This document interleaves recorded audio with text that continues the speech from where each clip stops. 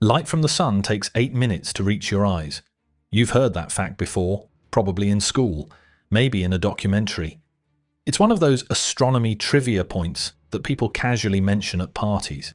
And you think you understand it, you don't.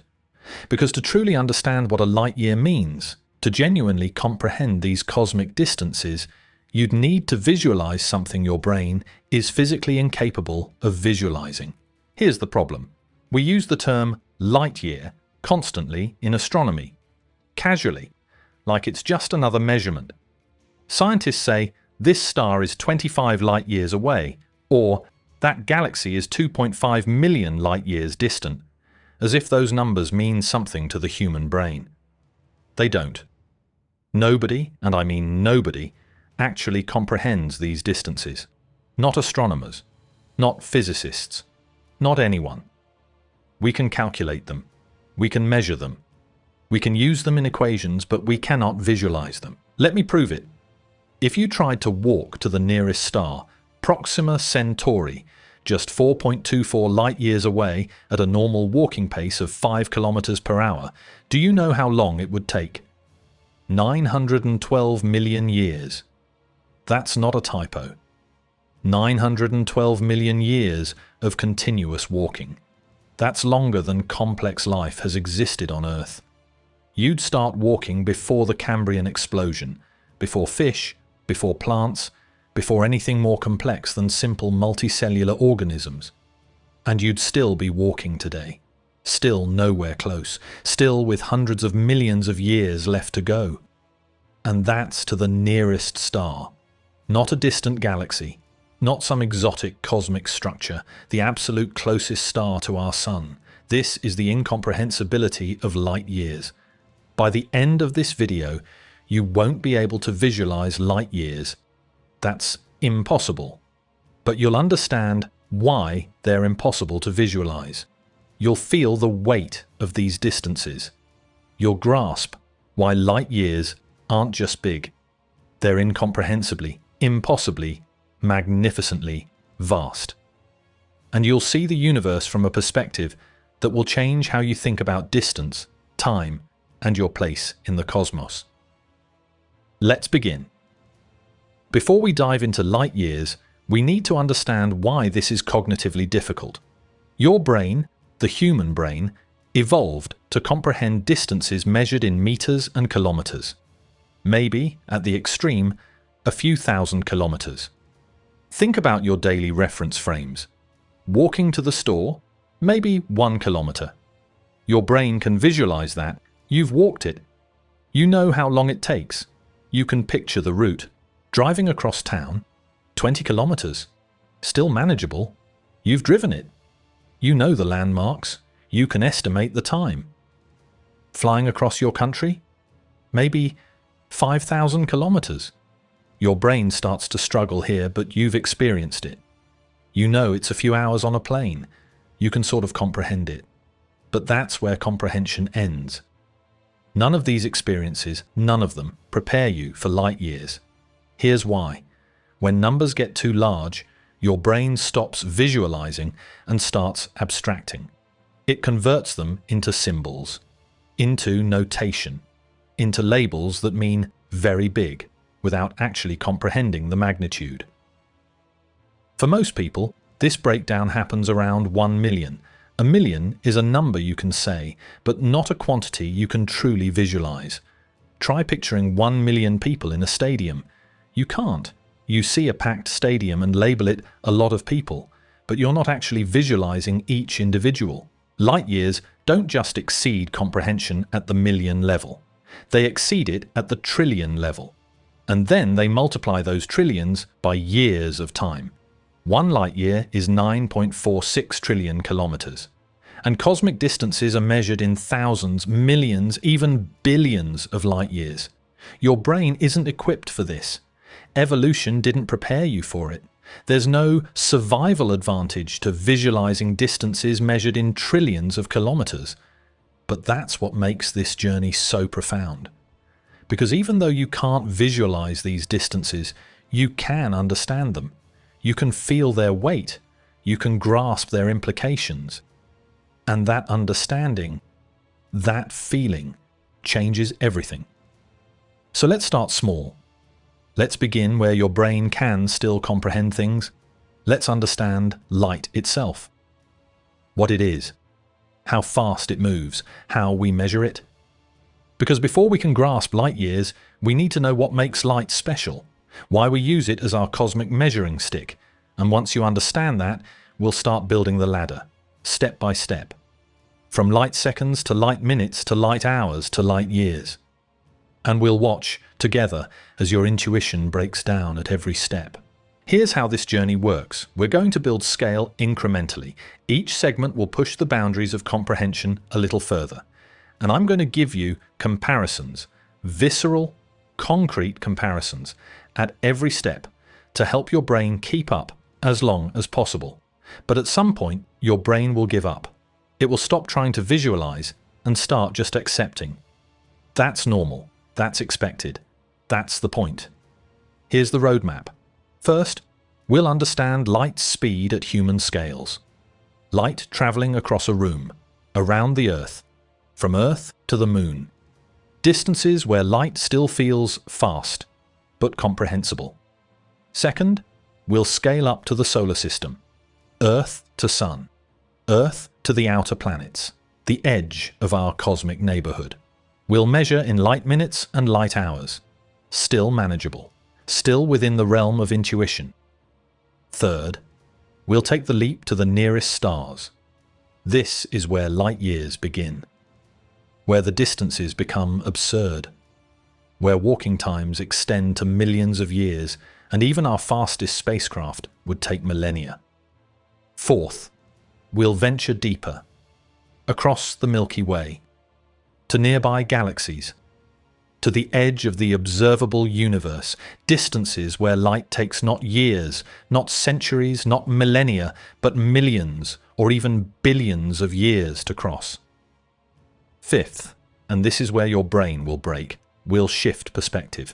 We'll see what light itself experiences when it travels these distances. Spoiler. From light's perspective, these journeys take zero time. No time passes at all. The entire universe, from light's point of view, is infinitesimally small and instantaneous. That's relativity. That's Einstein. That's the final layer of incomprehensibility. Finally, we'll bring it home. We'll talk about what this means. Not scientifically, we'll have covered that, but personally. What does it mean that you live in a universe measured in light years? What does it mean that every star you see is showing you the past, not the present? What does it mean that you're isolated by distances too vast to ever cross? It's profound, it's humbling, it's beautiful. But first, we need to build the foundation. So here's what I want you to do. Embrace the discomfort. When the numbers start feeling too big, don't shut down. Lean into it. Let your brain stretch. Let it try to visualize even when it can't. Because the journey from comprehension to incomprehension, from understanding to awe, that's where the magic happens. Your brain will resist. It will try to make these numbers smaller, more manageable, more comfortable. Don't let it. Embrace the vastness. Embrace the impossibility. That's how you truly understand light years. Ready? Let's start with the fastest thing in the universe. Light is strange. It's familiar. You see by it, feel warmth from it, use it every day. But it's also deeply, fundamentally weird. It's a wave. It's a particle. It's both and neither, depending on how you observe it. But the one thing light always does, in vacuum, in empty space, traveling through the cosmos, is move at exactly the same speed. Not roughly the same speed, not approximately. Exactly. 299,792 kilometers per second. Every single time. Everywhere in the universe. This isn't arbitrary. This isn't a coincidence. This speed, this specific number, is woven into the fabric of space-time itself. It's the cosmic speed limit, the maximum velocity allowed by physics. The speed at which causality itself propagates through the universe. Einstein proved this over a century ago. Nothing with mass can reach this speed. Nothing can exceed it. And light reaches it because photons, the particles of light, have zero rest mass. This speed is so fundamental, so important, that we use it to measure cosmic distances. We don't say that star is 40 trillion kilometers away. We say that star is 4.24 light years away. Because light's speed is constant and time is universal. Light years aren't just distances. They're distances and time woven together. But I'm getting ahead of myself. Let's understand what 299,792 kilometers per second actually means. Let's see what light speed looks like at human scales. And then we'll start building outward. Into the solar system, to the stars, to distances where even light, the fastest thing in existence, takes years to cross the void. The journey begins now. 299,792 kilometers per second. Let me say that again, slower. 299,792 kilometers. Every single second. That's 186,282 miles per second, if you prefer imperial units. But these are just numbers. Abstract quantities. Let's make them real. At human scale, light is incomprehensibly fast. Light travels across a typical room, let's say 10 meters, in 0.000000003 seconds. That's 30 nanoseconds. 30 billionths of a second. You literally cannot perceive this. The fastest thing your brain can process is about 13 milliseconds, the time it takes to blink. Light crosses a room 433,000 times during a single blink. Let's scale up. Light travels 1 foot in 1 nanosecond. This is why fiber optic cables have to be precisely engineered. Every extra foot of cable adds a nanosecond of delay. At city scale, light travels from New York to Los Angeles about 4,500 kilometers in 0.015 seconds. 15 milliseconds.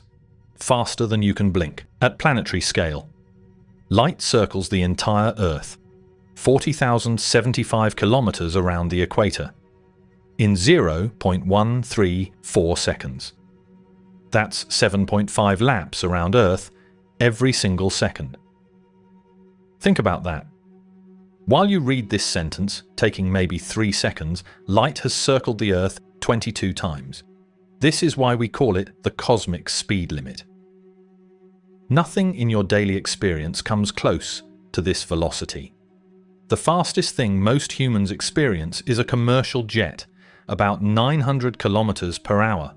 That's 0.25 kilometers per second.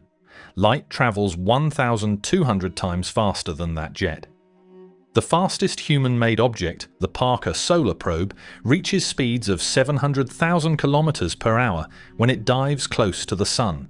That sounds insanely fast, but it's only 0.064% of light speed, less than 1/10 of 1%. Light is, to put it simply, playing a completely different game. And here's the profound part. This speed isn't just very fast. It's fundamental to how the universe works. Time and space are connected through this speed. When Einstein developed special relativity, he showed that the speed of light is the same for all observers, regardless of how they're moving. You could be standing still. You could be flying in a rocket at half the speed of light. Light would still pass you at exactly 299,792 kilometers per second. This breaks normal intuition. If you're driving at 100 kilometers per hour and another car passes you at 120 kilometers per hour, you see it moving at 20 kilometers per hour relative to you. Normal, everyday experience. But if you're traveling at 200,000 kilometers per second and light passes you, you don't see it moving at 99,792 kilometers per second relative to you. You see it moving at 299,792 kilometers per second. The full speed of light. This is impossible according to everyday logic. But it's how the universe actually works. The implications are staggering. Time slows down as you approach light speed. Distances contract. Mass increases.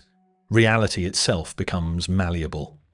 But we'll come back to that later. For now, just understand. Light moves at 299,792 kilometers per second. Always. Everywhere. For everyone. And we're about to use that constant speed to measure the universe. Let's define our first unit. 1 light second. A light second is the distance light travels in 1 second. 299,792 kilometers. Let me give you context for that number. Earth's circumference at the equator is 40,075 kilometers. So 1 light second equals about 7.5 times Earth's circumference.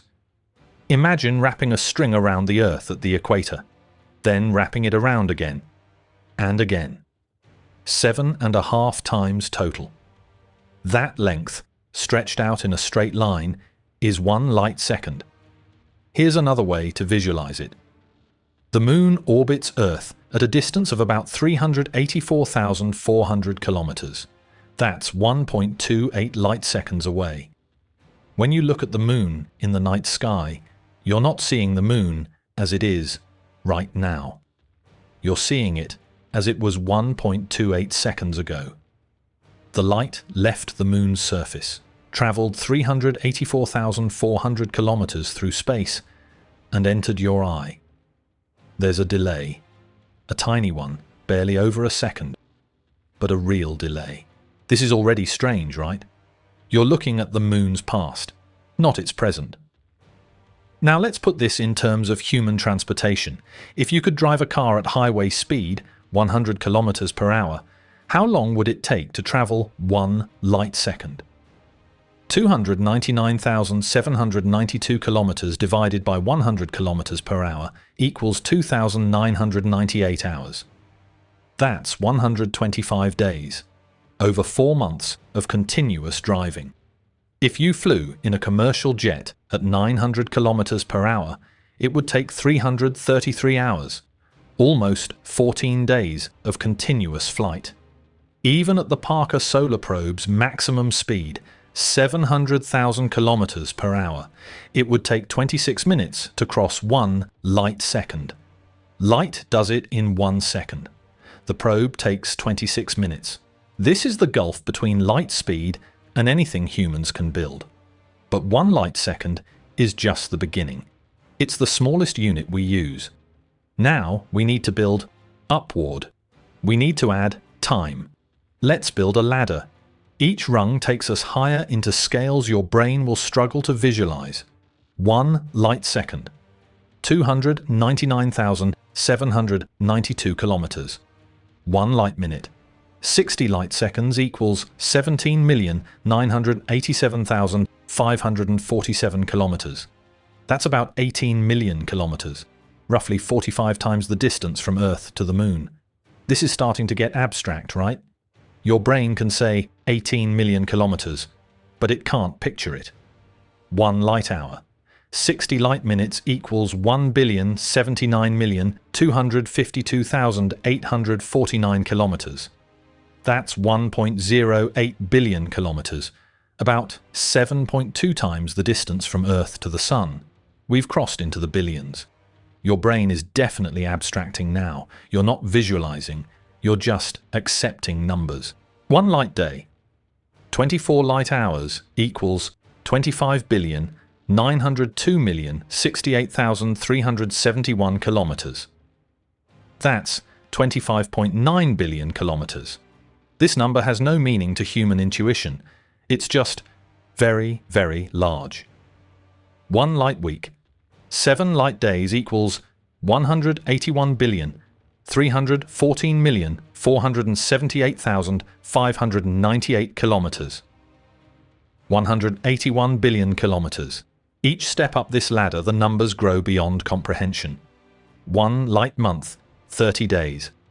777,062,051,130 kilometers.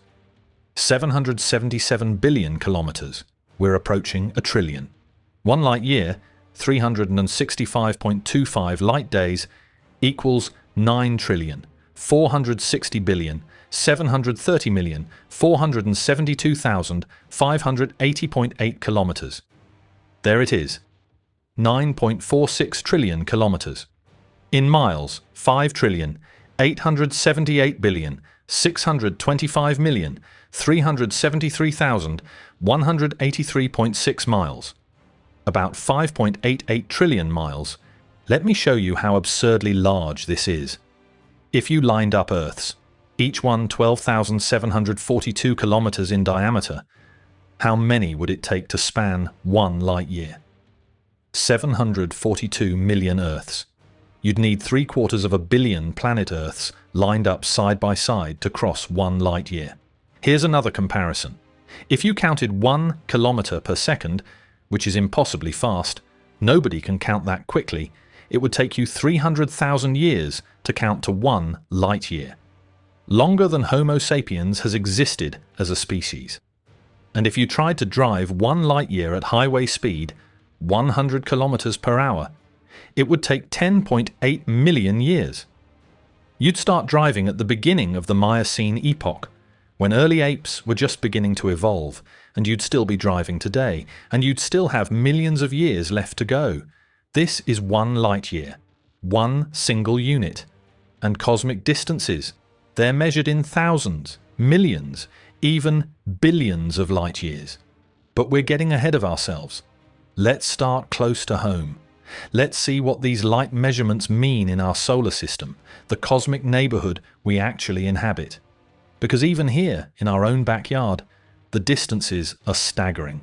Let's apply these units to places we know, places with names, places we've sent spacecraft. Earth to Moon. 384,400 kilometers equals 1.28 light seconds. When Apollo astronauts on the Moon spoke to Mission Control in Houston, there was a 2.6 second delay, 1.28 seconds each way.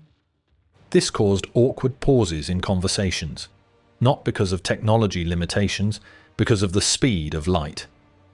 The radio signals traveled at light speed, and even at that speed, crossing the Earth-Moon distance took over a second.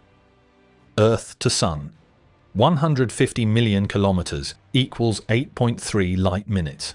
This is called 1 astronomical unit, AU, and it means that when you watch a sunrise, you're seeing the sun as it was 8 minutes and 20 seconds ago. If the sun suddenly vanished, just winked out of existence, we wouldn't know for 8.3 minutes.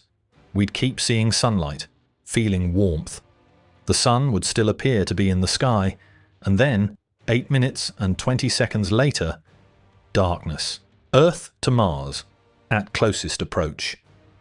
55 million kilometers equals 3 light minutes. When NASA sends commands to rovers on Mars, there's a 3-minute delay. Send a command. Wait 6 minutes for confirmation. 3 minutes there, 3 minutes back. You can't drive a Mars rover with a joystick in real time.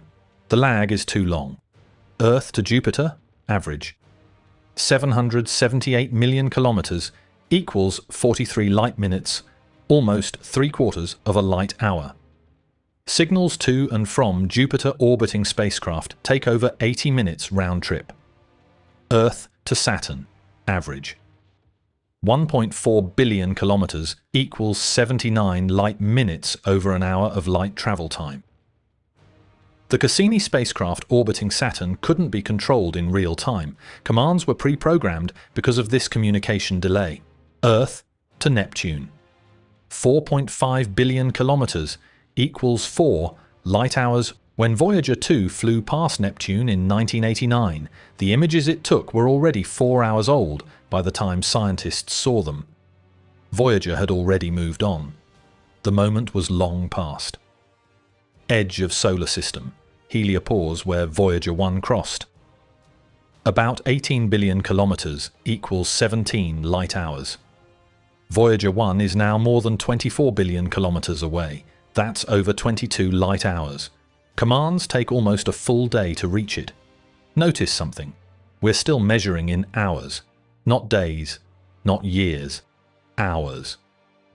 The entire solar system, from the sun to the edge where solar wind stops and interstellar space begins, is measured in light hours. Pluto, at its most distant, is only about 7 light hours away. The Oort cloud, the shell of icy comets surrounding the solar system, extends to maybe 1 to 2 light years. That's the absolute outer boundary of the sun's gravitational influence. But even that is just the beginning of interstellar distance, because the nearest star, not planet, not comet, but actual star, is 4.24 light years away. Not hours, years. And that's where human intuition completely breaks down. That's where the distances stop being very far and become incomprehensible. That's where we leave the familiar and enter the cosmic void. Let's make that transition now, from light hours to light years, from the solar system to the stars, from distances we can almost imagine to distances that utterly shatter comprehension. You've just learned that Neptune, the 8th planet, the farthest major planet from the Sun, is only 4 light hours away. 4 hours. That's a cross-country flight. That's half a workday. That's a comprehensible unit of time. Now I'm going to tell you that the nearest star is 4.24 light years away. Not hours. Years. And I'm going to show you, with comparisons that will make your brain hurt, just how impossibly vast that distance is. Because this is where light years truly begin. This is where the cosmic isolation of our solar system becomes apparent. This is where you realize that space isn't just big, it's empty. Profoundly, terrifyingly, magnificently empty. The distances between stars are so vast that even light, traveling at the absolute maximum speed allowed by physics, takes years to cross them. Let's see what that means in human terms. Let's try to wrap our inadequate, earthbound brains around distances measured in light years. Spoiler, we can't. Not really, but we're going to try anyway. Let's try something. Let's take these cosmic distances and bring them down to human scale. Let's try walking to various destinations in space. Average human walking speed, about 5 kilometers per hour. That's a comfortable pace. Not rushing, just steady, continuous walking. Now let's see how long it would take to walk to various cosmic destinations. Walking to the moon, 384,400 kilometers at 5 kilometers per hour equals 76,880 hours. That's 3,203 days. Or 8.8 years of continuous walking. No breaks, no sleep, just walking. You'd start walking as a college freshman and arrive as someone approaching 30. Your entire 20s spent walking to the moon, walking to the sun. 150 million kilometers at 5 kilometers per hour equals 30 million hours. That's 1,250,000 days. Or 3,424 years of continuous walking. You'd start walking in 1400 BC during the reign of the Egyptian pharaohs, before the Trojan War, before ancient Greece even existed. And you'd arrive today. You'd be walking for longer than all of recorded Western history. Walking to Mars, at closest approach, 55 million kilometers at 5 kilometers per hour equals 11 million hours. That's 1,256 years of walking. You'd start in the year 769 AD, before the Viking Age, before Charlemagne became emperor, and arrive now. Walking to Jupiter, 778 million kilometers at 5 kilometers per hour equals 155.6 million hours. That's 17,763 years of continuous walking. You'd start walking at the end of the last ice age, before agriculture, before civilization, before written language. And you'd still be walking today, with thousands of years still remaining. Walking to Neptune. 4.5 billion kilometers at 5 kilometers per hour equals 900 million hours. That's 102,740 years of walking. You'd start walking before Homo sapiens left Africa, before we spread across the world, before cave paintings or tools or language as we know it. You'd walk through the entire span of human civilization and prehistory and still have tens of thousands of years left. These numbers are already breaking your brain, right? We haven't even left the solar system yet. Now let's leave it. Walking to Proxima Centauri, the nearest star, 4.24 light-years away. 1 light-year equals 9.46 trillion kilometers. Multiply by 4.24, 40.1 trillion kilometers. At 5 kilometers per hour, that's 8.02 trillion hours. That's 334 billion days. That's 912 million years of continuous walking. Read that again. 912 million years. Let me put this in perspective. 912 million years ago, Earth's continents were arranged completely differently. There was no complex life on land. There were no fish, no plants, no insects, no animals, nothing recognizable. The Cambrian explosion, when complex life suddenly diversified into thousands of new forms, wouldn't happen for another 370 million years. If you started walking to Proxima Centauri 912 million years ago, you'd walk through, and you'd still be walking today. You wouldn't even be halfway there. You'd have another 900 million years to go. This is the distance to the nearest star. Not some distant galaxy, not an exotic cosmic object. The closest stellar neighbor we have. And walking speed? It's too slow. Absurdly, comically, impossibly too slow. So let's speed up. Let's try flying. Okay, walking is unreasonable. Let's use faster transportation. Let's use a commercial jet. A Boeing 787, cruising speed, about 900 kilometers per hour. That's 180 times faster than walking. Surely this will make the distances more manageable, right? Let's find out. Flying to the moon. 384,400 kilometers at 900 kilometers per hour equals 427 hours. That's 17.8 days of continuous flight. Still a long time, but comprehensible. You could imagine it. 2.5 weeks on a plane. Flying to the sun, 150 million kilometers at 900 kilometers per hour equals 166,667 hours. That's 19 years of continuous flight. You'd board the plane as a newborn and land as a college student. Your entire childhood spent in the air. Flying to Mars. 55 million kilometers at 900 kilometers per hour equals 61,111 hours. That's 7 years of continuous flight. Still absurd, but at least it's a single-digit number of years. Flying to Neptune, 4.5 billion kilometers at 900 kilometers per hour equals 5 million hours. That's 571 years of continuous flight. You'd start flying in 1454 AD, before Columbus reached the Americas, before the printing press, during the end of the 100 Years' War, and land today. Flying to Proxima Centauri, 40.1 trillion kilometers at 900 kilometers per hour equals 44.6 trillion hours. That's 5.08 million years of continuous flight. 5 million years. And you'd land today, after 5 million years in the air. And remember, this is at jet speed. Commercial jet speed. Something that feels impossibly fast when you're sitting in seat 23F watching clouds zip past. It's still woefully, hopelessly inadequate for interstellar distances.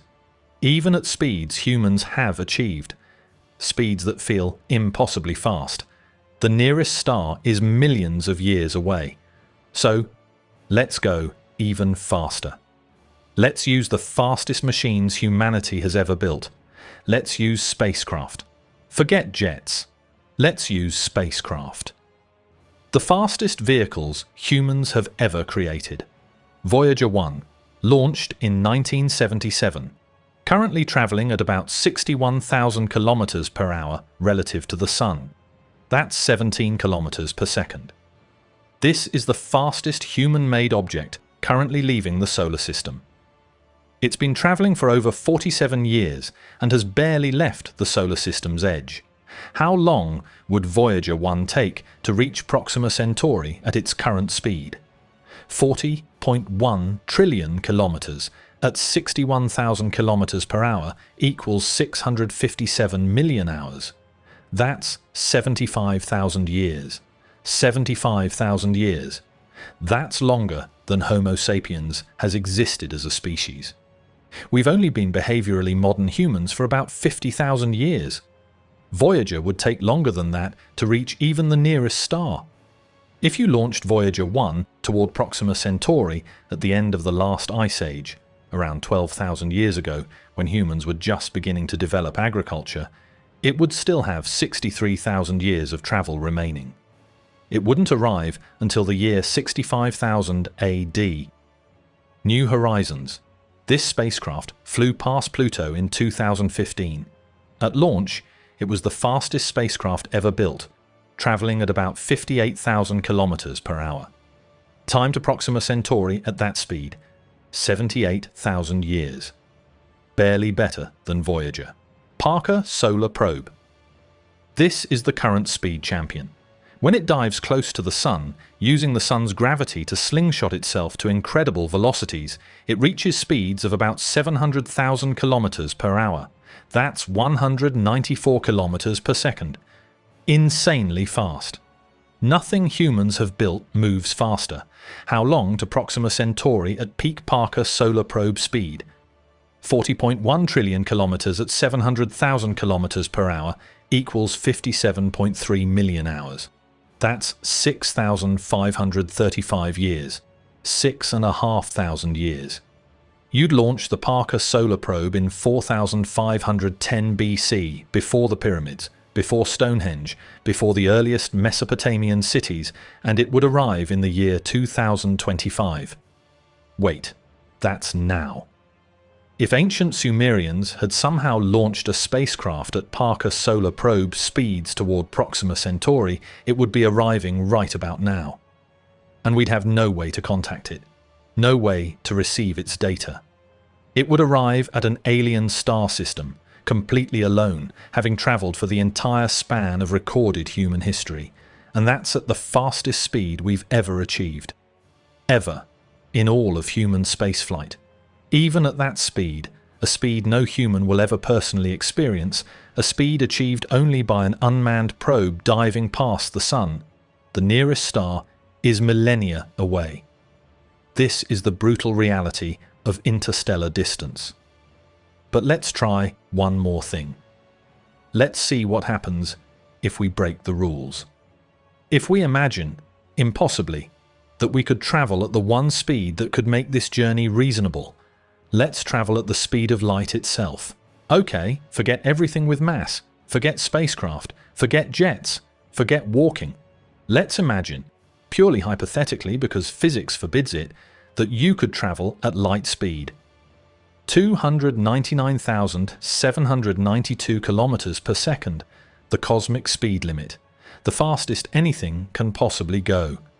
How long would various journeys take at this speed? To the moon, 1.28 seconds. Blink and you've arrived. You wouldn't even have time to feel acceleration. You'd be there instantly, from your perspective. To the Sun, 8.3 minutes, about the time it takes to make breakfast. You'd leave Earth, watch the Sun grow from a point to an overwhelming ball of fusion, and arrive before your coffee gets cold. To Mars, 3 to 22 minutes depending on orbital positions. To Jupiter, 43 minutes, less than an hour, a short commute. To Neptune, 4 hours, a long flight. You could watch a movie, take a nap, arrive rested. To Proxima Centauri, 4.24 years, 4 years and 3 months. At the maximum speed allowed by the laws of physics, a speed nothing with mass can ever reach, the nearest star is over 4 years away. Think about that. Light itself, the fastest thing in existence, takes 4.24 years to cross from Proxima Centauri to Earth. That means when you look at Proxima Centauri through a telescope, you can't see it with the naked eye, it's too faint. You're seeing it as it was 4.24 years ago. If Proxima Centauri exploded right now, this very second, we wouldn't know for 4.24 years. We'd keep seeing it in the sky, shining peacefully, for over 4 years before the light from the explosion finally reached us. And Proxima Centauri is the closest star. The next nearest stars? Alpha Centauri A and B, part of the same system, 4.37 light-years. Barnard star, 5.96 light-years. Wolf 359, 7.86 light-years. Sirius, the brightest star in our night sky, 8.6 light-years. Even at light speed, impossible, maximum, cosmic limit speed, these journeys take years, and we're still talking about the nearest neighborhood, the closest stellar neighbors, the stars you could theoretically reach in a single-digit number of years if you could somehow travel at light speed. Most stars?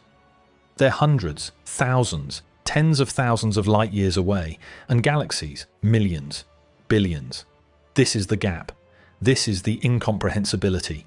Even light, the absolute fastest thing, takes years to cross the relatively tiny distances between nearby stars. And that's what a light year is.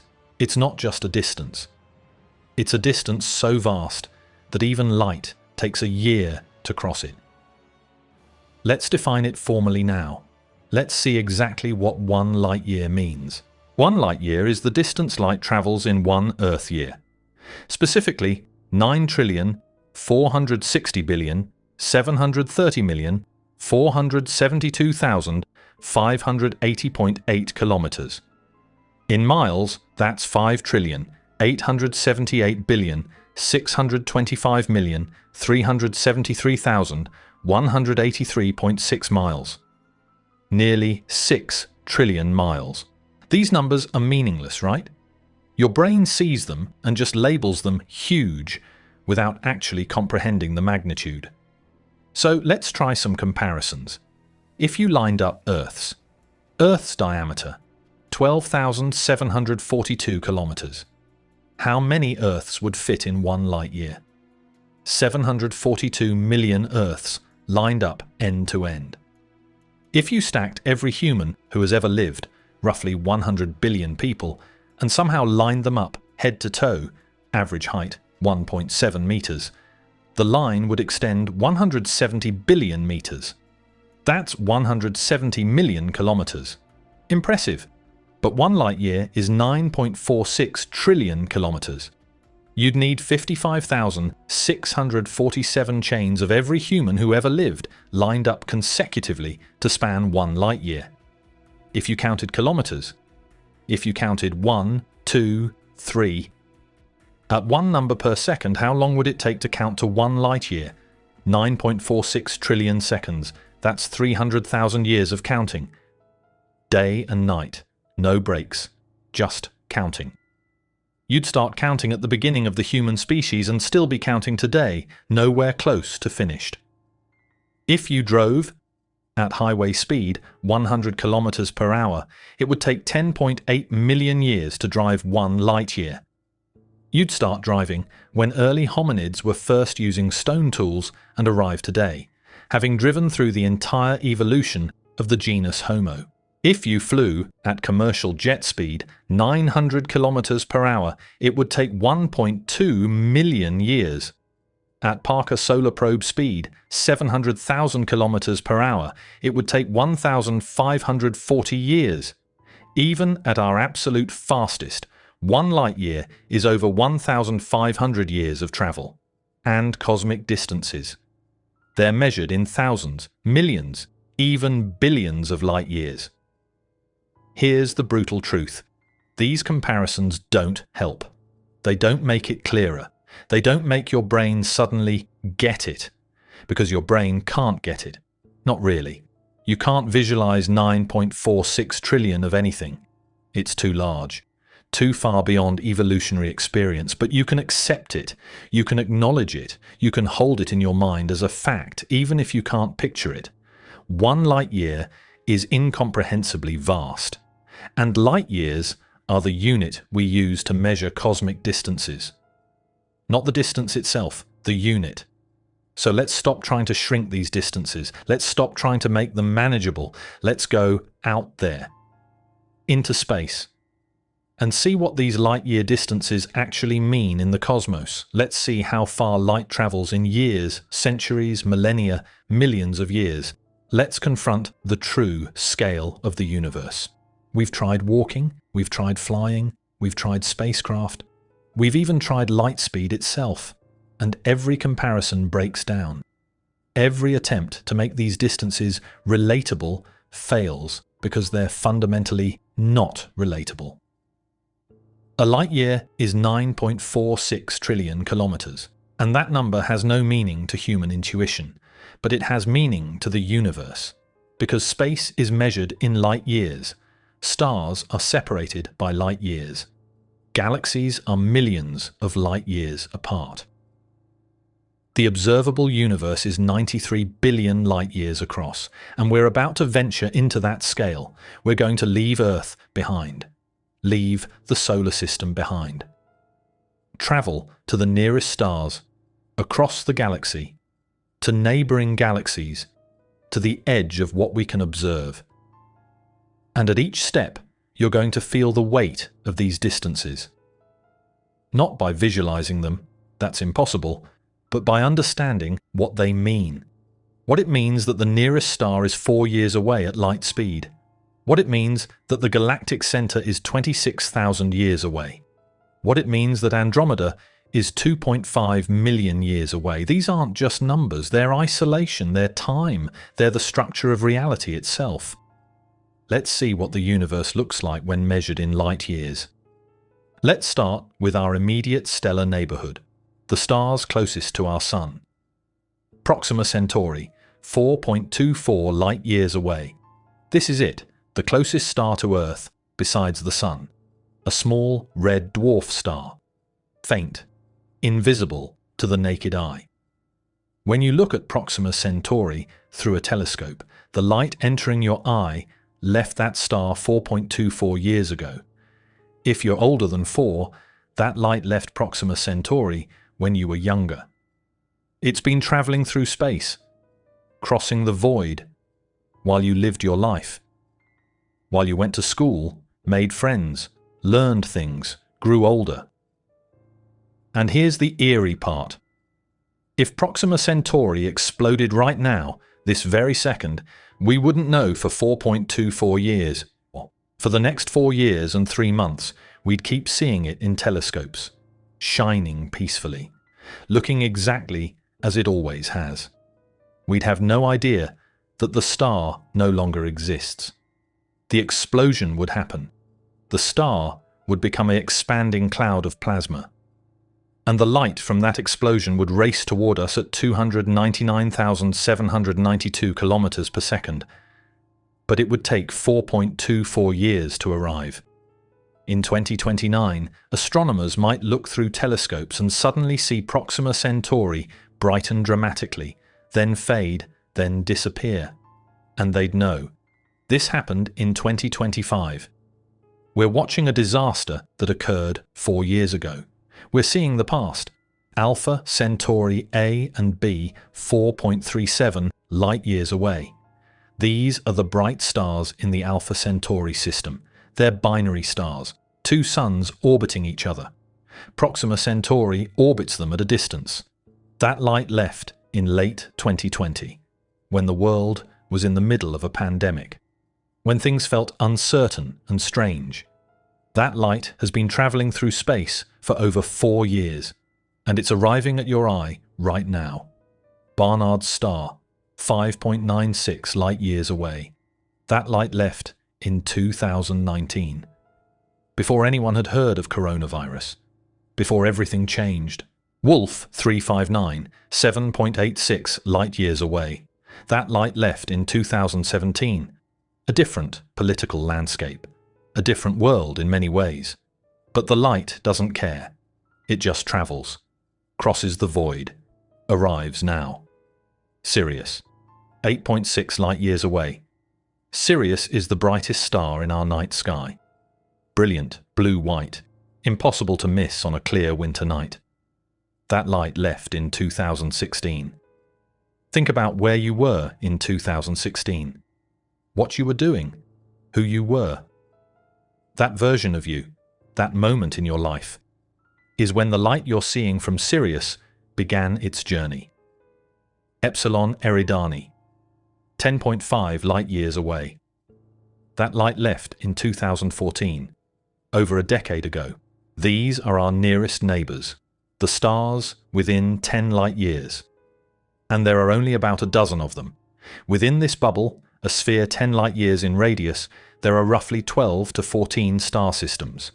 Most are red dwarfs, small, faint, invisible to the naked eye. The average distance between these stars? About 5 to 6 light-years. Even in our immediate neighborhood, stars are separated by years of light travel. And remember, we're talking about the closest stars, the absolute nearest objects beyond our solar system. Let's zoom out. Let's see what happens when we expand the bubble to 100 light-years. A sphere 100 light-years in radius contains approximately 14,000 stars. Let me say that again. Within 100 light-years of Earth, there are about 14,000 stars. That sounds like a lot, right? A crowded neighborhood. But the volume of space we're talking about is enormous. A sphere 100 light-years in radius has a volume of 4.2 million cubic light-years. 14,000 stars in 4.2 million cubic light-years. That means each star on average has about 300 cubic light-years of empty space around it. Imagine a cube 6.7 light-years on each side. That's 300 cubic light-years. And statistically, there's one star in that entire volume.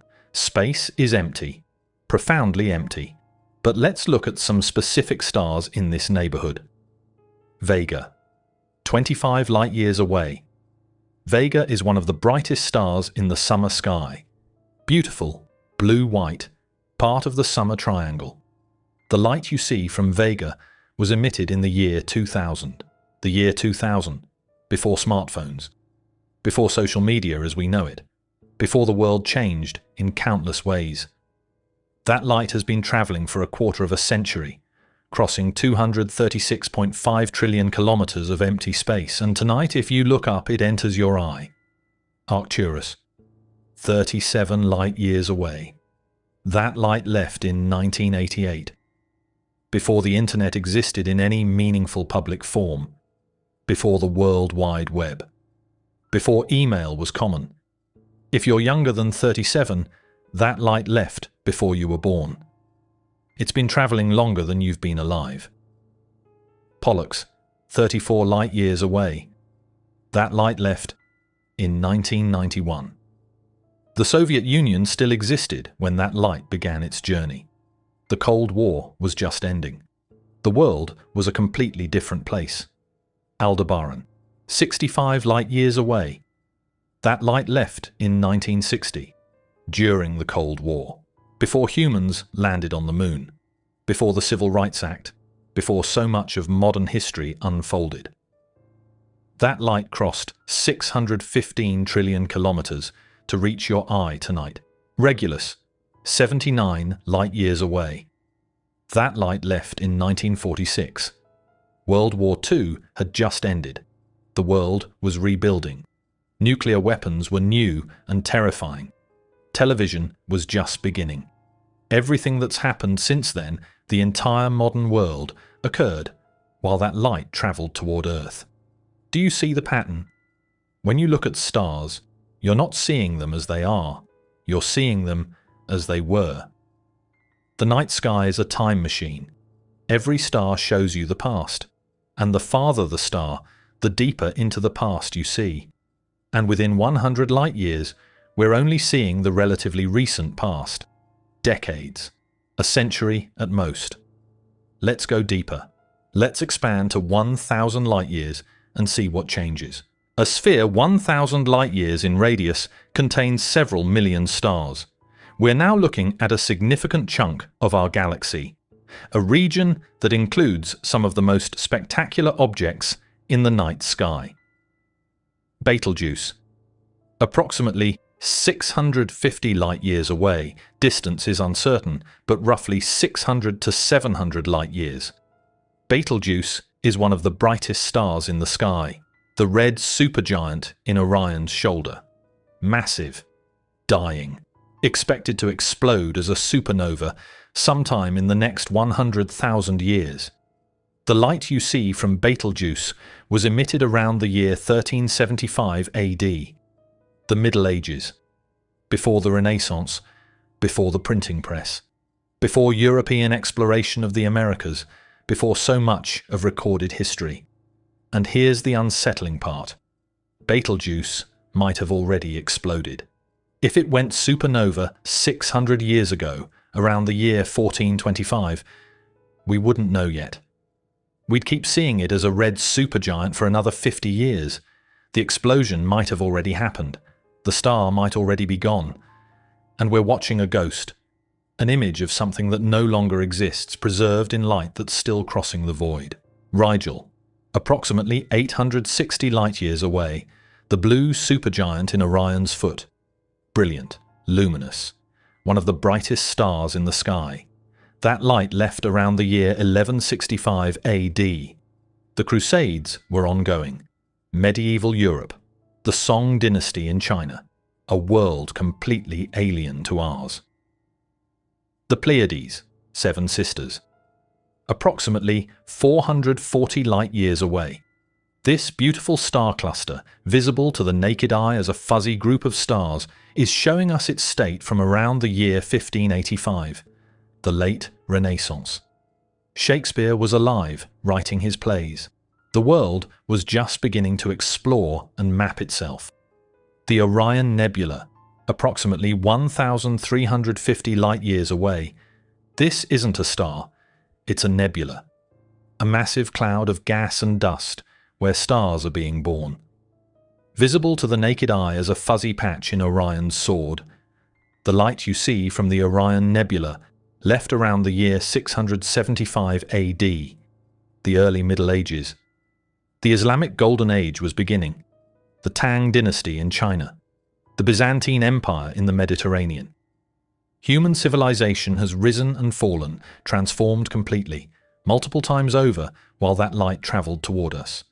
And we're still talking about relatively nearby objects. These are all within our galaxy, in our local neighborhood, cosmically speaking. Let's zoom out further. Let's see the Milky Way as a whole. The Milky Way galaxy is approximately 100,000 light-years in diameter. Light takes 100,000 years to cross from one side of our galaxy to the other. Let me give you perspective on that time frame. 100,000 years ago, Homo sapiens was just leaving Africa. We were spreading across the Middle East, into Europe and Asia. We hadn't reached the Americas yet. We hadn't domesticated animals. We hadn't developed agriculture. We were hunter-gatherers, small bands, nomadic, barely recognizable as the species that would eventually build cities and civilizations. If light started crossing the Milky Way then, it would arrive at the other side today. Right now. That's the scale of our galaxy. Now let's talk about our position in it. We're located about 26,000 light-years from the galactic center. The center of the Milky Way, the supermassive black hole called Sagittarius A star, surrounded by dense clusters of stars, is 26,000 light-years away. That light left the galactic center 26,000 years ago.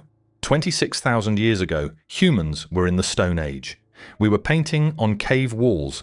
We were telling stories around fires. We were just beginning to develop complex language and culture. Agriculture wouldn't be invented for another 14,000 years. Writing wouldn't exist for another 21,000 years. Everything we call civilization, cities, governments, technology, science, was impossibly far in the future.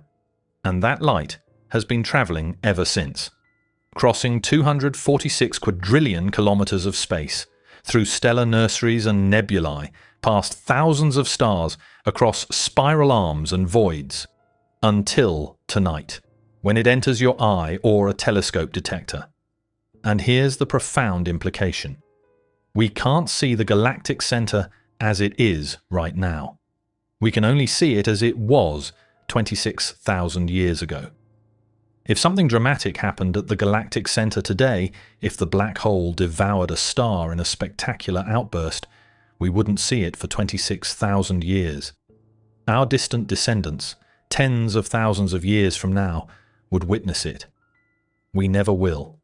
The farthest objects we can see in the Milky Way, stars on the opposite side of the galaxy, are 100,000 light years away. That light left when anatomically modern humans had just emerged, before we had spread across the world, before everything that makes us human in the cultural sense had developed. Our galaxy is so large that light takes 100,000 years to cross it, and we're looking at a single galaxy, one island of stars among trillions in the universe. Let's leave the Milky Way. Let's venture to the nearest major galaxy and see what happens when we measure distances in millions of light years. We're leaving our galaxy now, leaving the Milky Way's 200 to 400 billion stars behind, crossing the void between galaxies. The space between galaxies is even emptier than the space between stars. Almost nothing. Less than 1 atom per cubic meter. A void so profound it's nearly perfect vacuum. And across this void, light must travel for millions of years to reach the nearest major galaxy. The Andromeda Galaxy, M31, 2.5 million light-years away. Andromeda is the closest major galaxy to the Milky Way. It's visible to the naked eye on dark nights as a faint, fuzzy smudge. The light you see from Andromeda left that galaxy 2.5 million years ago. 2.5 million years ago. Let me put this in perspective. When that light began its journey, humans didn't exist. Not even close. Homo habilis, an early human ancestor, was just learning to use stone tools. Homo erectus hadn't evolved yet. Homo sapiens wouldn't exist for another 2.2 million years. All of human evolution, from primitive tool-using hominids to modern technological civilization, occurred during the time that light traveled from Andromeda to Earth. And tonight, that photon completes its journey. It enters a telescope, or your eye. And you see Andromeda not as it is, but as it was, 2.5 million years ago. If Andromeda's central black hole erupted 2 million years ago, we won't know for another 500,000 years. The Triangulum Galaxy, M33, 3 million light-years away. That light left 3 million years ago, before Homo habilis, before tool use, before anything recognizable as human. The Large Magellanic Cloud, 160,000 light-years away. This is a satellite galaxy of the Milky Way, a smaller galaxy orbiting ours, visible from the southern hemisphere. That light left 160,000 years ago. Homo sapiens had just evolved. We were still in Africa. We hadn't yet spread to other continents. The Small Magellanic Cloud, 200,000 light-years away. That light left when Homo sapiens was young, when our species was just beginning, when our population was small, fragile, barely hanging on in a hostile world. And we're still talking about the local group, the small cluster of galaxies gravitationally bound to each other, our cosmic neighborhood. Beyond this, the distances become truly incomprehensible. Let's go there. Let's go. Now we leave the local group. We venture into the wider universe, into distances measured in tens of millions, hundreds of millions, even billions of light years. Virgo cluster, approximately 65 million light years away. This is a massive cluster of galaxies, over 1,500 galaxies bound together by gravity. The light we see from the Virgo cluster left 65 million years ago. Light from the Virgo cluster began its journey around that exact time. That light traveled through space while dinosaurs went extinct, while mammals diversified, while primates evolved, while humans emerged, while all of civilization rose and fell and rose again. And it arrives now. Coma cluster, approximately 300 million light-years away. That light left before dinosaurs even existed, during the Permian period, when Earth's continents were joined in the supercontinent Pangaea, when the dominant land animals were early reptiles and synapsids, the ancestors of mammals. Hubble ultra-deep field galaxies, up to 13 billion light-years away. This is it, the edge of observability, the farthest we can see. The Hubble Space Telescope pointed at a tiny patch of empty sky, a region the size of a grain of sand held at arm's length, and stared for weeks. When the data came back, that empty patch contained nearly 10,000 galaxies, and the farthest galaxies in that image. Their light has been traveling for 13 billion years. That light left when the universe was less than 1 billion years old, when the first galaxies were just forming, when stars were different, massive, hot, short-lived, when the universe itself was young, dense, chaotic. That light has traveled for 13 billion years, 94% of the universe's current age, to reach us. Everything that's happened since then, the formation of our galaxy, the birth of our sun, the formation of Earth, the evolution of life, the entire history of our planet and species, occurred while that light crossed the cosmos. And when it finally arrives, we capture it with telescopes. We study it. We learn what the universe was like in its infancy. We're not seeing those galaxies as they are today. We're seeing them as they were 13 billion years ago. Those galaxies might not even exist anymore. They might have collided with neighbors, merged, transformed, dissipated. We'll never know, because the light showing us their current state won't reach us for billions of years. And by then, humanity will likely be long gone. The night sky is a time machine, and the farther you look, the deeper into the past you see. But there's something even more mind-bending than these distances. Something that will truly shatter your intuition about space and time. We need to talk about what light itself experiences during these journeys. Because from light's perspective, these trips, these journeys of years, centuries, millennia, millions of years, take exactly 0 time. We've measured distances in light years. We've seen that even nearby stars are years away, that galaxies are millions of light years distant, that the edge of the observable universe is 46.5 billion light years away. These distances seem absolute, real, fixed in the fabric of space-time. But here's what Einstein taught us. Distance and time are not absolute. They're relative. They depend on your reference frame, your perspective. From our perspective, standing still, watching light travel, these journeys take years, millennia, millions of years. But from light's perspective, from the photon's reference frame, something impossible happens. Something that breaks intuition so completely that even physicists struggle to truly internalize it. Time stops. Distance vanishes. The universe becomes infinitesimally small and instantaneous. Let's see what light experiences when it travels across the cosmos. This is where your brain will break, in the best possible way. We need to talk about Einstein, about special relativity, about one of the most counterintuitive truths in all of physics. Time is not absolute. I know that sounds abstract, philosophical, but it's not. It's physics, proven, measured, confirmed by countless experiments. Here's the basic principle. Time passes at different rates for objects moving at different speeds. If you're standing still and I'm moving past you at high speed, time flows slower for me than for you. From your perspective, my clock ticks slowly. From my perspective, everything is normal, but your clock appears to tick quickly. This isn't an illusion. It's not a trick of perception. Time actually physically, measurably flows at different rates depending on velocity. The effect is tiny at everyday speeds.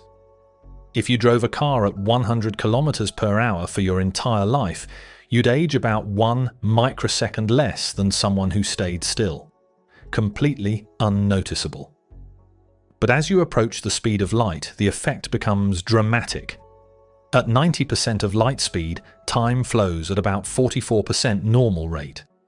For every 10 seconds that pass for you, 23 seconds pass for someone standing still. At 99% of light speed, time flows at 14% normal rate. For every 10 seconds you experience, 71 seconds pass in the outside world. At 99.9999% of light speed, time flows at 0.1% normal rate.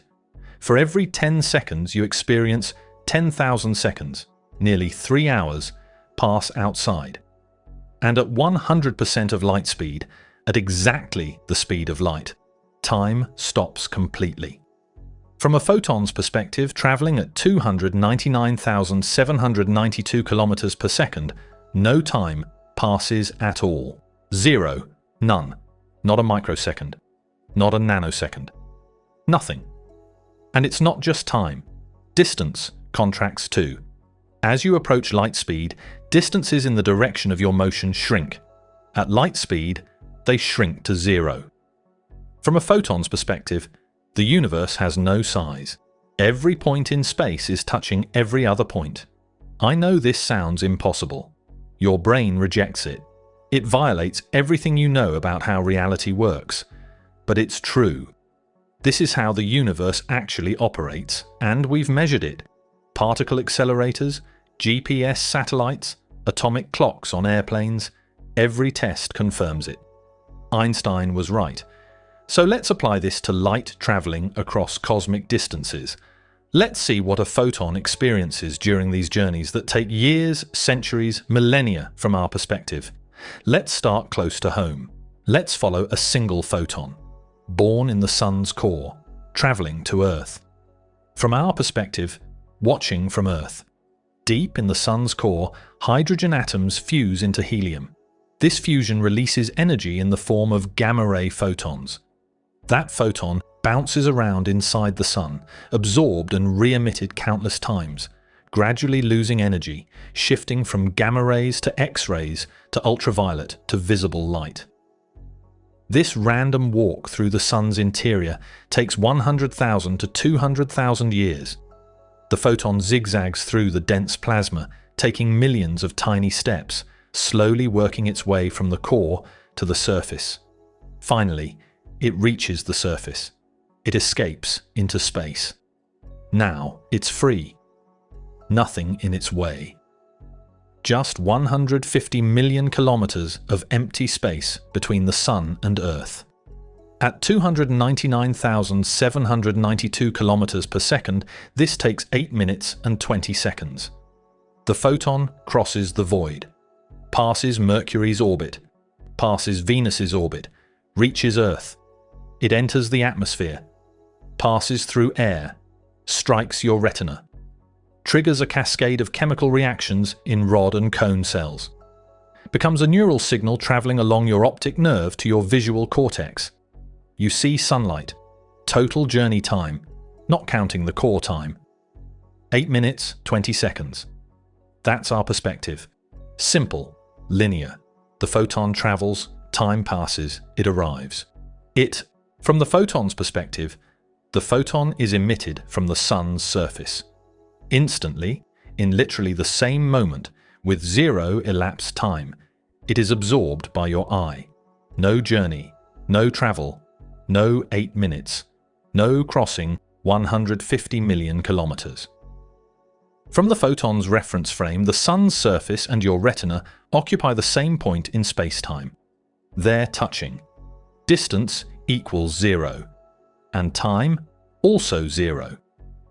The photon's experience, if we can even call it that, photons don't experience anything, consists of emission and absorption happening simultaneously, no duration between them. 8 minutes for you, 0 seconds for the photon. This is relativity. This is how the universe works at light speed, and if 8 minutes seems weird, wait until we apply this to cosmic distances. Let's follow another photon, this one traveling much, much farther. From our perspective, a photon is emitted from a star in the Andromeda galaxy, a hot blue star fusing hydrogen, releasing light. The photon escapes the star, crosses Andromeda, a galaxy containing 1 trillion stars, exits the galaxy, enters the void between galaxies. This void is almost perfect vacuum, less than 1 atom per cubic meter. Colder than anything we can create in laboratories. Dark, empty, silent. The photon crosses this void. 2.5 million light years, 23.7 quintillion kilometers. It travels for 2.5 million years. When the photon began its journey, Homo habilis was using stone tools in Africa. Humans didn't exist.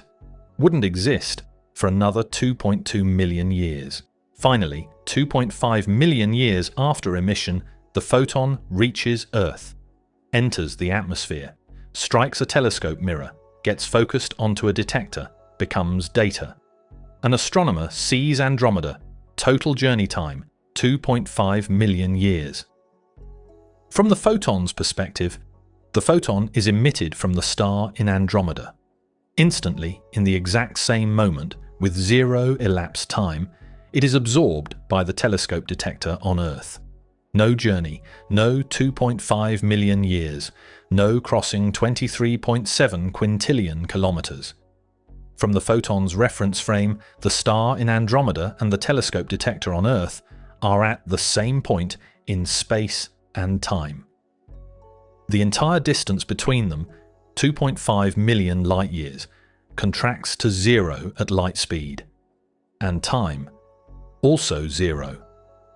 The photon doesn't experience 2.5 million years of travel. It doesn't experience anything. It's emitted and absorbed in the same instant. Emission and absorption are simultaneous events from the photon's perspective. 2.5 million years for us, 0 seconds for the photon. This is the ultimate incomprehensibility of light years. It's not just that the distances are vast, it's that they're relative. They depend on perspective. From our slow, massive, earthbound perspective, these distances are real and take millennia to cross. From light's perspective, these distances don't exist at all. Let's take this to its logical extreme. The observable universe is 93 billion light years across. That's the commoving distance from one edge to the other. Light from the most distant galaxies we can see has been traveling for 13.8 billion years. That's 94% of the universe's age. From our perspective, this is an enormous distance, incomprehensible, beyond any scale we can visualize. But from light's perspective, from a photon's reference frame traveling at light speed, the entire observable universe, all 93 billion light years of it, has 0 size. Every point in the universe is touching every other point. The Big Bang and the present moment are simultaneous. The photons in the cosmic microwave background, the afterglow of the Big Bang, emitted 380,000 years after the universe began, have been traveling for 13.8 billion years from our perspective. But from their perspective, they were emitted and absorbed in the same instant. 0 time elapsed. The early universe and today are the same moment. This breaks every intuition you have about space and time. It feels wrong. It feels like it shouldn't be possible. But this is reality. This is how the universe actually works. Here's the philosophical implication. Light doesn't travel in the way we think of travel. It doesn't move through space over time. From its own perspective, it exists in a timeless, spaceless state where emission and absorption are one event. Only from our perspective, from the perspective of massive objects moving slowly through space-time, do we see light as traveling, as taking time, as crossing distances. The light years that seem so vast to us, they're artifacts of our perspective. They're how we experience the universe. But they're not universal truths. They're relative truths. Different observers, moving at different speeds, experiencing different time flows, measure different distances and different durations for the same events. And light itself? Light experiences no distance and no time at all. This is Einstein's gift to us, the understanding that space and time are not fixed, absolute, universal. They're malleable, relative, dependent on motion. And at the extreme, at light speed, they disappear entirely. The universe is both incomprehensibly vast and infinitesimally small, depending on your perspective. Both are true. Both are real. Both describe the same reality from different reference frames. This is the final layer of incomprehensibility. Not just that light years are big, but that big itself is relative. So if light can cross the universe instantly from its own perspective, why can't we? Why can't we build a spacecraft that travels at light speed? Why can't we cross light years in subjective zero time? Because we have mass. And that changes everything. Einstein's equations show that as an object with mass approaches the speed of light, three things happen. First, its mass increases. Not rest mass, that stays constant, but relativistic mass. The faster you go, the more massive you become from an outside observer's perspective. At 90% light speed, your mass is 2.3 times your rest mass. At 99% light speed, your mass is 7 times your rest mass. At 99.9999% light speed, your mass is 707 times your rest mass. Second, accelerating becomes harder. Because your mass keeps increasing, you need more and more energy to accelerate further. The energy required grows exponentially as you approach light speed. To accelerate even a single proton, the lightest possible massive particle, to exactly light speed would require infinite energy. Infinite, as in more energy than exists in the entire universe. Third, you can never actually reach light speed. You can get close, arbitrarily close. 99.999999999% of light speed, but never 100%. Because that last tiny fraction, that final infinitesimal gap, requires infinite energy to close. Particle accelerators can push protons to 99.9999991% of light speed. That's incredibly close, but still not light speed. Still separated by an unbridgeable gap.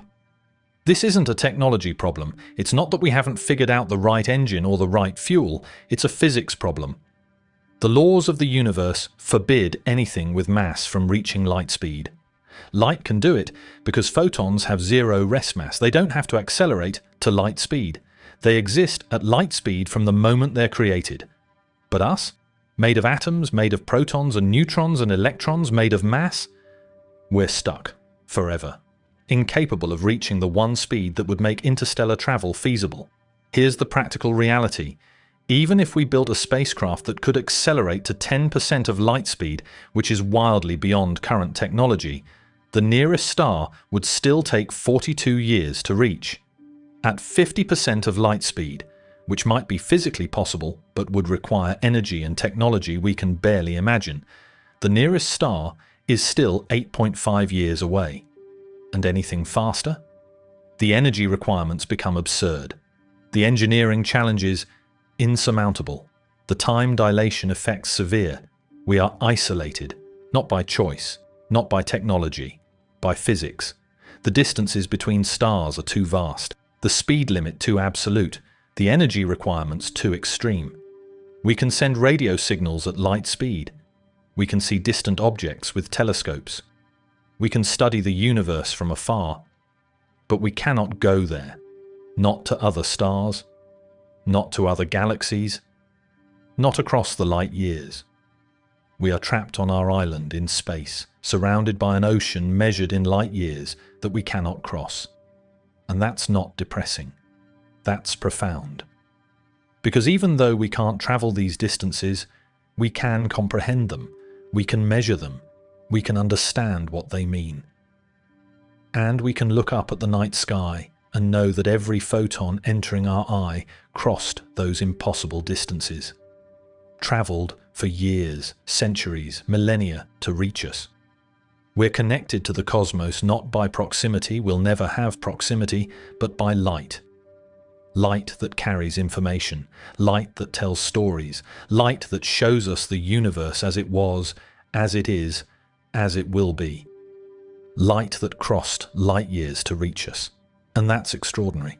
We've journeyed from walking speeds to light speed, from Earth to the edge of the observable universe, from our slow, massive perspective to light's timeless, spaceless perspective. We've seen that light years are both incomprehensibly vast and entirely absent, depending on your reference frame. We've confronted the limits of human intuition, the boundaries of physics, and the impossible distances that separate us from the rest of the cosmos. But now, we need to bring this home. We need to talk about what this means.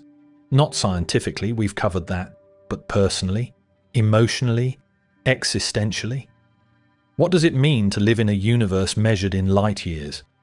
What does it mean that every star shows you the past? What does it mean that you're isolated by physics itself? What does it mean to be a conscious being, made of atoms, living for decades, trying to comprehend distances measured in millions of years? Let's talk about the meaning, the wonder, the connection. Let's bring this journey home. So, here we are. At the end of this journey, having confronted distances your brain cannot visualize, having seen the universe from light's impossible perspective. And now we need to talk about what this means for you. Because understanding light years isn't just an intellectual exercise, it's not just trivia for cocktail parties, it's a fundamental shift in how you see reality. Let's start with the humility. We are isolated. Earth is an island, not metaphorically, literally, an island in an ocean of space measured in light years.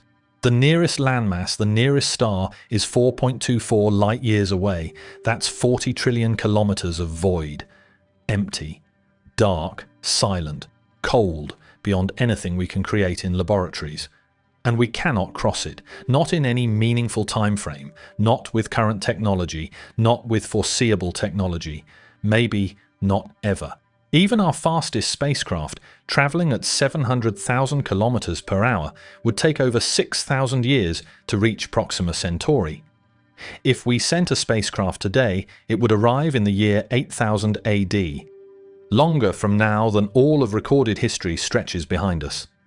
And communication? If we sent a radio message to Proxima Centauri today, traveling at light speed, the fastest possible, a reply would take 8.5 years minimum. Send a message. Wait 4.24 years for it to arrive. Wait another 4.24 years for the reply. Nearly a decade for a single round-trip conversation, and that's to the nearest star. Most stars are hundreds, thousands of light years away. Communication would take centuries, millennia. We see the past when we look up. Every star in the night sky shows you how it was, not how it is. Sirius? You're seeing it as it was 8.6 years ago. Vega? As it was 25 years ago. Betelgeuse? As it was 650 years ago. If it exploded 600 years ago, became a supernova, brightened to rival the moon, then faded, we wouldn't know yet. We'd keep seeing it as a red supergiant for another 50 years. The universe you observe is already gone. You're watching ghosts, images of things that might no longer exist, preserved in light that's still crossing the void. And if alien civilizations exist, intelligent beings on planets orbiting other stars, we're separated from them not just by distance, but by time. A civilization 1,000 light years away, we'd see them as they were 1,000 years ago.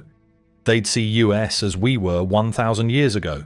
Medieval humans, no electricity, no technology, no radio signals to detect. If they're sending messages, we won't receive them for centuries. If we send messages, they won't receive them for centuries. Any conversation would span multiple human lifetimes. Questions and answers separated by the slow, inexorable crawl of light across cosmic distances. We are alone. Not because we're the only intelligent life, we probably aren't, but because the distances are too vast, the timescales too long, the speed limit too absolute. This is humbling, profoundly, existentially humbling. But it's not depressing, because there's another side to this, a beautiful side. Here's the wonder. Despite this isolation, we're connected. Every photon from a distant star is a time traveler, a messenger, carrying information across light years to reach you. When you look at Andromeda, that faint smudge visible to the naked eye on dark nights, you're seeing light that traveled for 2.5 million years. That light crossed the void between galaxies, passed through regions where stars are separated by hundreds of thousands of light years, where space is so empty that you could travel for decades without encountering a single atom.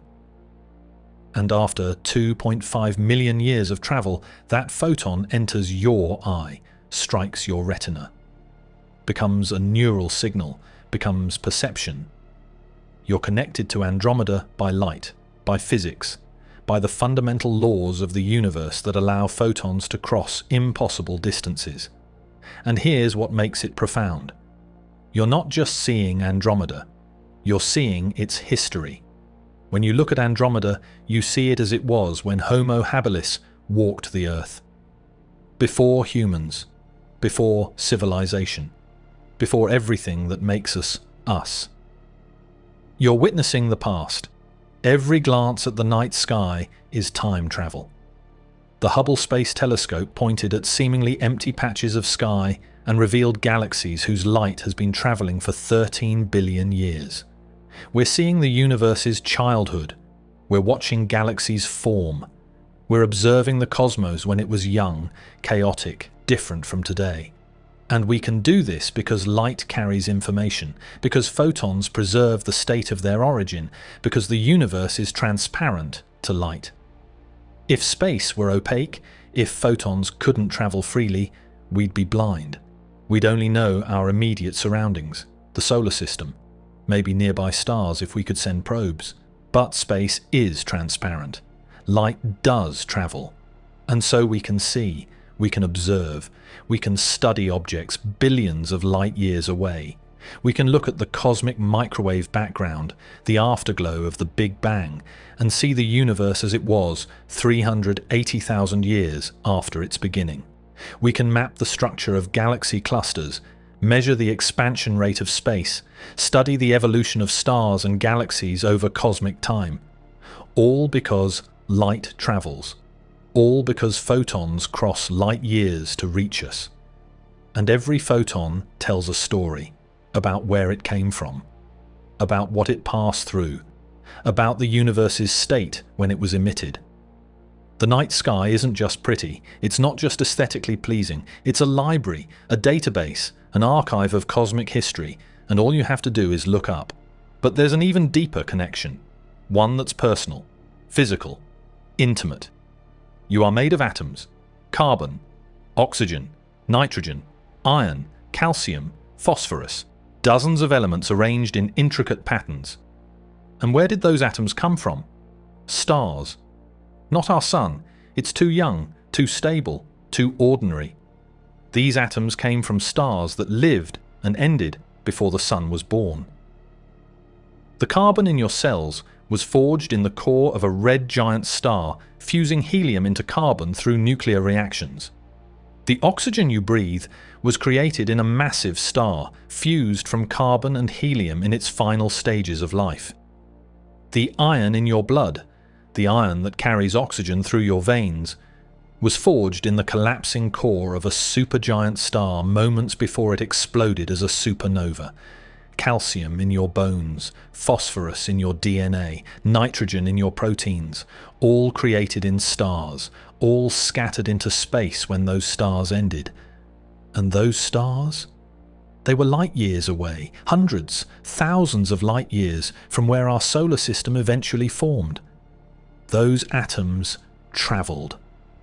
Not at light speed, they have mass, but over millions of years drifting through space, caught in shockwaves from supernovae, collected into molecular clouds, eventually condensing into our solar system. You contain atoms that crossed light years of space, that journeyed from distant stars to become part of you. You are, quite literally, made of the cosmos, made of stardust, made of atoms that travelled impossible distances to become your body. And the light you see, photons from distant stars crossing light years to enter your eye, those photons began their journey years ago, decades ago, centuries ago, millennia ago, and they're ending that journey in you right now, this moment. A photon from Sirius left that star 8.6 years ago, crossed 8.6 light years of space, and tonight it enters your eye. Its journey ends, its information is absorbed, and you see Sirius. You're part of the universe's story, not separate from it, not observing from the outside. Part of it. The atoms in your body crossed light years to reach you. The light you see crosses light years to reach you. You're connected to stars you'll never visit, galaxies you'll never reach, regions of space you'll never explore. But they're connected to you, through atoms, through light, through the fundamental physics that govern everything. You're tiny, temporary, brief. A fleeting pattern of organized matter that will exist for maybe 80 years and then disperse. But you're also connected to everything, to the cosmos itself, to stars and galaxies and the entire vast structure of the universe. You're made of it. You're seeing it. You're comprehending it. And that's extraordinary. So here's what I want you to do tonight, or the next clear night. Go outside, find a dark place, away from city lights if you can. Let your eyes adjust for 10 to 15 minutes, and look up, find Sirius. It's the brightest star in the night sky. Unmistakable, blue-white, brilliant. That light left Sirius 8.6 years ago, in 2016.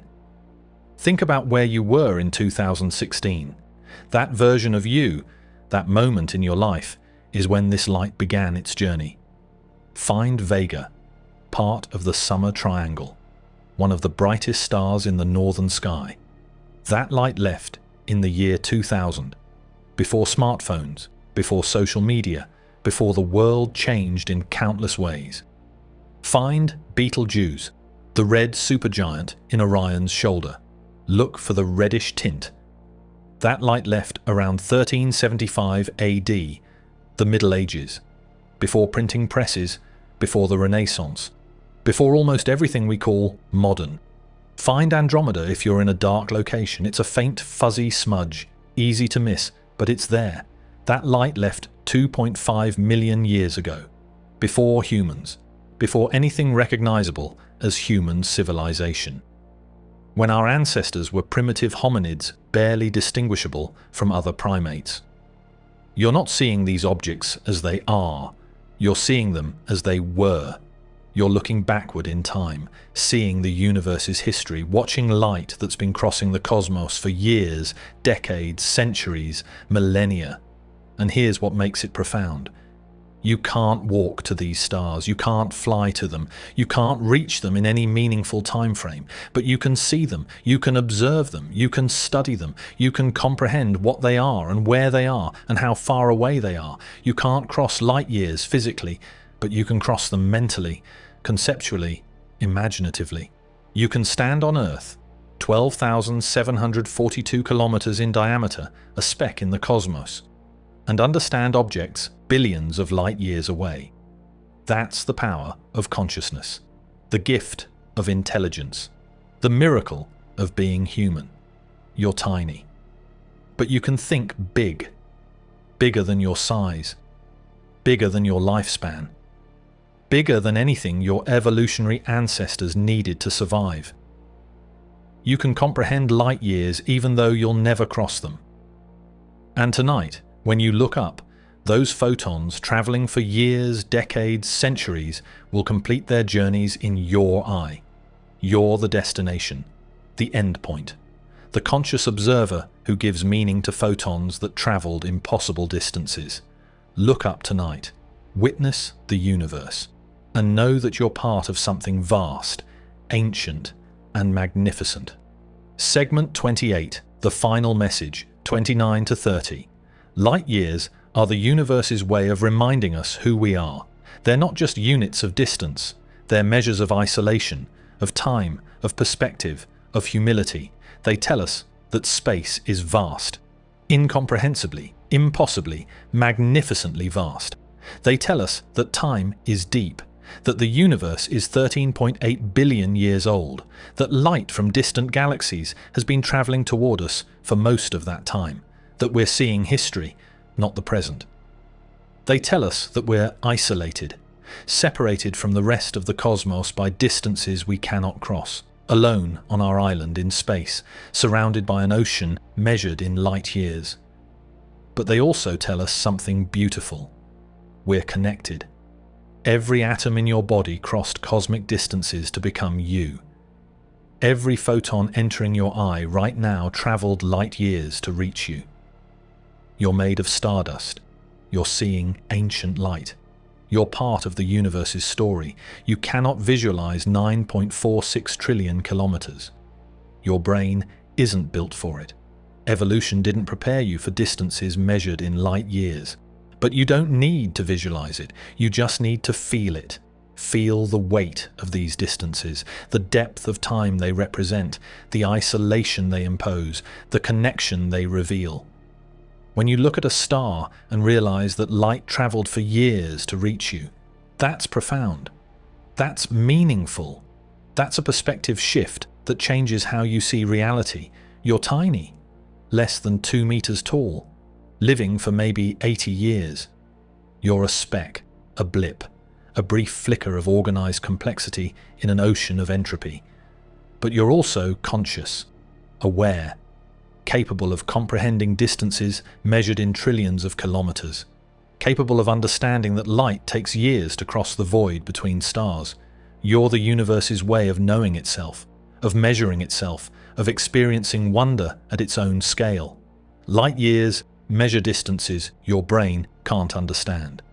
But your mind can grasp them. Your consciousness can hold them.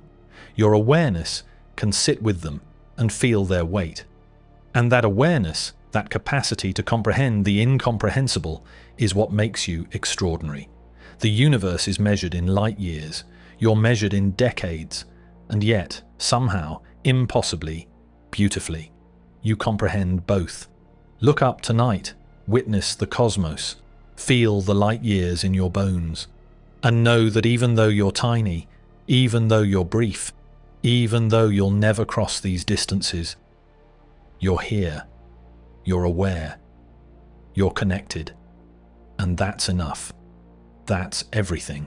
We've journeyed from light seconds to light years, from Earth's orbit to the edge of the observable universe, from our slow, massive perspective to light's impossible, timeless perspective. We've learned that 1 light year equals 9.46 trillion kilometers. But that number means nothing without context. The context is this.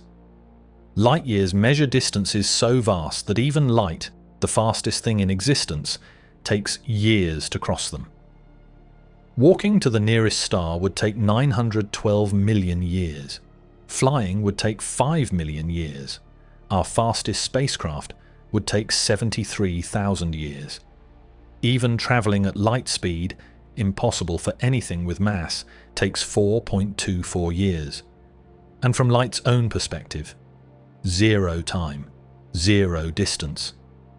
The entire universe collapsed into a single point.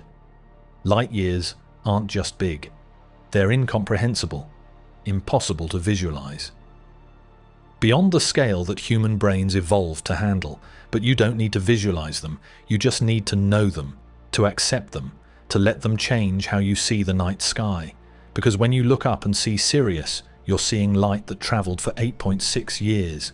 When you see Betelgeuse, you're seeing light that traveled for 650 years.